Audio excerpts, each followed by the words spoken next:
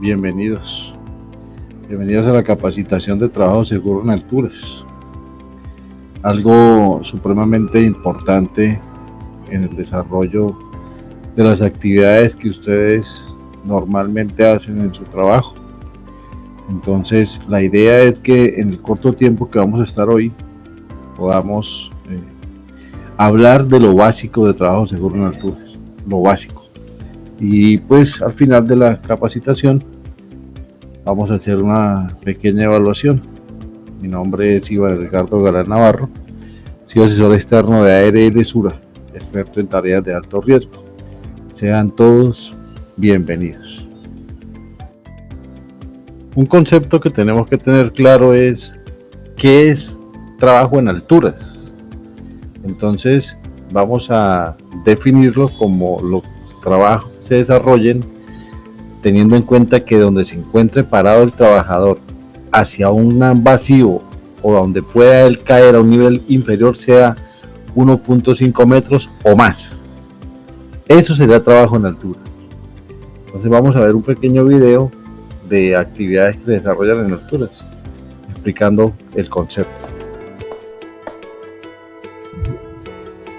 En Colombia, toda labor en la que un trabajador tenga el riesgo de caerse a 1.50 metros o más sobre el nivel inferior es considerada trabajo en altura. Por lo tanto, todos los empleadores, empresas, contratistas, subcontratistas y trabajadores de los sectores formales e informales de la economía que desarrollen trabajo en alturas deben cumplir el reglamento de seguridad para protección contra caídas en trabajo en alturas.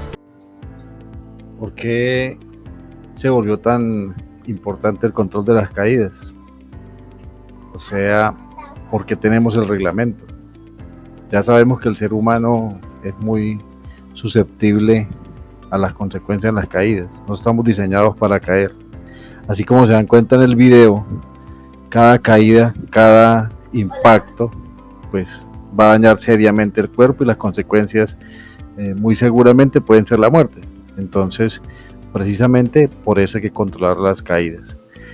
Dicen los científicos que nosotros reaccionamos a un estímulo táctil, o sea, si nos tocan, reaccionamos en 0,17 segundos. Eso es lo que se demora el cerebro en tomar o dar la orden de movilizarse o de tomar alguna acción. Y el cuerpo, el ser humano, cae a una velocidad de 55 metros por segundo. Es decir, cuando nosotros vayamos en caída libre, cuando nos caigamos de alguna parte y pensemos en reaccionar o nuestro cerebro reaccione, ya hemos bajado aproximadamente 8.25 metros. Por eso es que tenemos que tener y tomar medidas para evitar la caída. A propósito de los impactos que sufre el ser humano, tenemos que entender ¿por qué lo llamamos tareas de alto riesgo? Precisamente por la consecuencia que tiene exponerse a ellos. Entonces, vamos a dejar claro que las tareas de alto riesgo requieren dos cosas fundamentales: planificación y control. En este caso, para trabajo en alturas necesitamos planificar y controlar la actividad. De eso se trata esto, de planificación y de control. No lo vamos a olvidar. Para entender un poco mejor, vamos a ver un personaje que nos educa en seguridad que se llama Napo en una actividad que él va a hacer, que el jefe le va a encargar. Y cuando el video finalice, pues vamos a hacer un análisis de qué fue lo bueno y qué fue lo malo del video.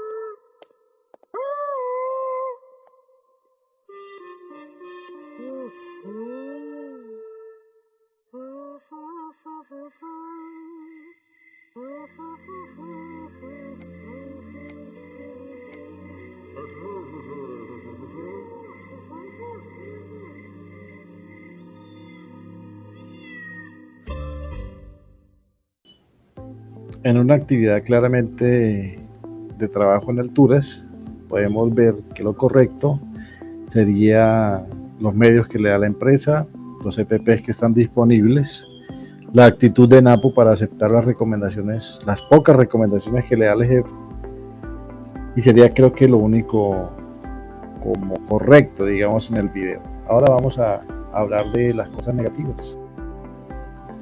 Ya habíamos hablado de que las tareas de alto riesgo necesitan planificación y control. Entonces, lo primero que debemos decir que se hizo incorrecto en el video de Napo es que no hubo planificación. Si ustedes se dan cuenta, el jefe espera a Napo entrando y le asigna la tarea y le entrega las herramientas. Realmente, cuando le ofrece el casco, Napo dice que no, y cuando uno se opone al uso del casco o de un elemento de protección es porque no existe conciencia. Y cuando le ofrece el manual de la máquina, pues también lo desprecia, y eso tiene consecuencias más adelante en el video. Cuando él se va hacia el equipo y empieza a operar, ustedes se dan cuenta que lo hace mal, porque no conoce la tarea. Otra parte importante, y por eso en la planificación se debe formar a las personas en alturas. Miren que el casco lo protege de un incidente que él tiene cuando ya está en la parte de arriba, cuando logra posicionarse y cuando está moviéndose se golpea la cabeza. Entonces tenemos que entender que la planificación hace referencia a todas esas cosas. Y hay algo muy grave que pasa en el video. Napo está solo y todos se van y él se queda haciendo la tarea solo. Ninguna tarea de alto riesgo. En este caso, altura se desarrolla solo. Mínimo tienen que haber 2 personas, porque cuando ocurre un problema tiene que haber alguien que le ayude a solucionarlo. Ustedes se dan cuenta que a Napo le toca amanecer montado sobre el equipo y sin nadie que lo ayude. Entonces, por eso es importante la planificación y control. De ahí deriva que pasemos a hablar del reglamento de trabajo seguro en alturas, que es el documento que nos va a permitir hacer toda esa planificación. ¿Cómo se realiza un trabajo seguro en alturas? En el mundo laboral, las personas estamos expuestas a múltiples peligros en el desarrollo de sus actividades. El trabajo en alturas es uno de estos. Pero, ¿sabes qué es? Cualquier labor o desplazamiento que se realice a más de 1.50 metros o sobre un nivel inferior en el que exista el riesgo de caer puede ser considerado como trabajo en alturas. Es una tarea de alto riesgo debido a las condiciones en las que se debe desarrollar y a sus consecuencias que incluso pueden ser mortales. El primer paso para hacer un trabajo seguro es conocer si las actividades o labores a realizar involucran trabajos en alturas. Esto incluye identificar también cuáles de estas actividades implican realizar tareas de manera alterna o simultánea con otras de alto riesgo, como trabajo en espacios confinados, trabajos cerca de líneas eléctricas, trabajos de izaje mecánico de cargas, entre otros. Igualmente se deberá identificar la complejidad y los requisitos necesarios para desarrollar de manera segura cada una de estas tareas. Antes de iniciar cualquier trabajo en alturas, debemos definir el sistema de acceso apropiado. Esto incluye identificar e inspeccionar equipos como andamios, escaleras, equipos de plataforma, etc. Se deberá garantizar que las personas que realicen el trabajo en alturas estén en óptimas condiciones de salud. De igual manera, todo trabajador que realice este tipo de trabajos deberá estar capacitado, entrenado y certificado en el nivel requerido. Es importante que las personas que lideran y administran al personal que realiza trabajo en alturas estén formados e instruidos en el programa de prevención contra caídas y su responsabilidad frente a este. Previo a la realización del trabajo se debe haber elaborado un permiso y/o una lista de chequeo para verificar todas las condiciones que podrían afectar la realización del trabajo de manera segura.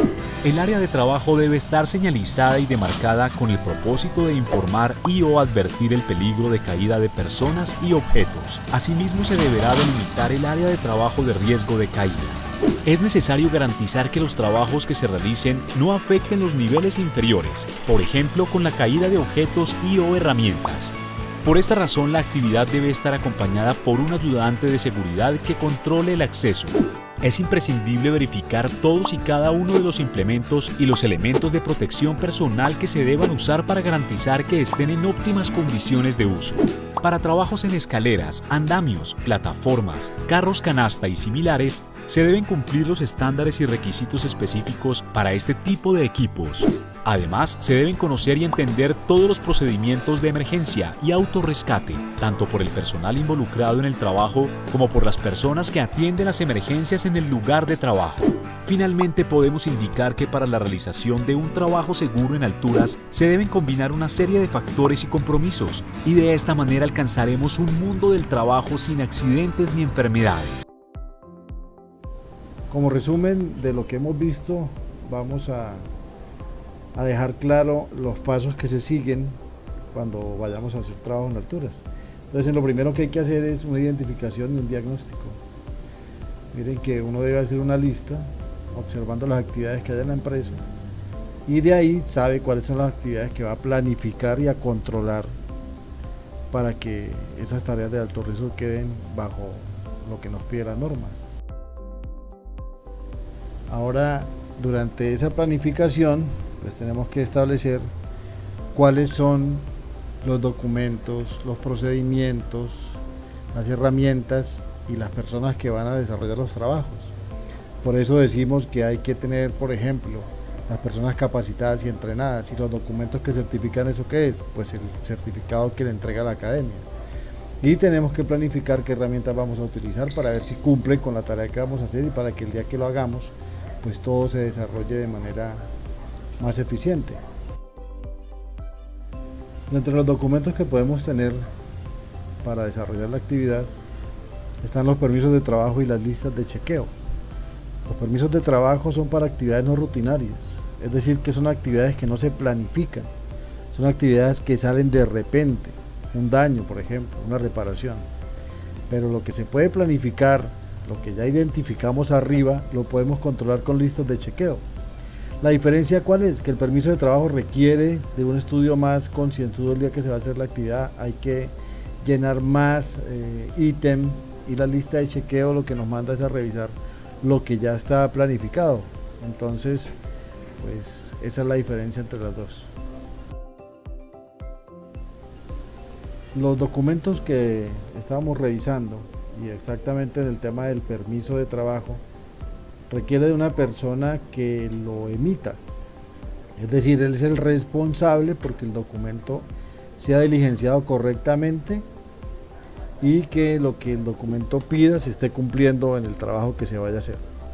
Por eso este permiso requiere de alguien que tenga el conocimiento, la capacidad, que esté certificado y conozca de la actividad que se va a hacer, como que también debe conocer de trabajo seguro en alturas, para cuando se haga el chequeo con todos los trabajadores, él sea quien dirija la revisión que se hace y él sea quien otorgue el permiso. Por eso el permiso solamente lo puede otorgar quien tenga el conocimiento necesario. Todo lo que hemos visto, absolutamente todos los requisitos, se encuentra en la resolución 1409 del 2012. Ella lo que nos trae es el reglamento para trabajar de una forma segura en alturas. ¿Y a quién le aplica ese reglamento? Así como están viendo la imagen, excepcionalmente a todas las personas que van a desarrollar trabajo en alturas. Ningún trabajador, ningún contratista, ningún empleador, nadie puede estar por fuera del reglamento. Todo el que vaya a hacer trabajo en alturas debe acogerse a la normatividad que está inscrita en ese reglamento. Algo muy importante cuando veamos que tenemos actividades con características de tareas de alto riesgo, pensar que lo primero que pudiéramos hacer es eliminarlo. Así como está en la imagen, esa recepción tiene dos tipos de lámpara, una que está a 5 metros y una que está a 2 metros. Lo ideal sería que todas estuvieran a 2 metros. ¿Para qué? Para no tener que hacer trabajo en alturas para cambiar una lámpara. Entonces ese ejemplo que les pongo es para que lo primero que uno piensa cuando ve una actividad en alturas es reemplazarla o eliminar las alturas. Eliminar alturas también hago referencia a que cuando uno tiene una caída, un vacío en una placa o en un segundo piso o en un tanque, y yo le puedo colocar plataforma con barandas o le puedo instalar barandas y elimino la caída, pues dejo de trabajar en alturas. Eso es lo primero que uno debe pensar. Si definitivamente la tarea hay que realizarla con las condiciones que se encuentran, pues entonces tenemos que empezar en la planificación a pensar cómo lo vamos a hacer. En este caso están viendo dos sistemas de acceso para hacer la tarea. Una plataforma elevadora, ustedes ven que el trabajador queda metido en una canasta, y una escalera tipo avión que me ofrece la posibilidad de subir a un siguiente nivel, pero trabajar en una plataforma de manera segura en la parte alta de la escalera. Entonces, en la planificación hay que determinar cuál va a ser la forma de trabajo y cuáles son los equipos que se van a emplear.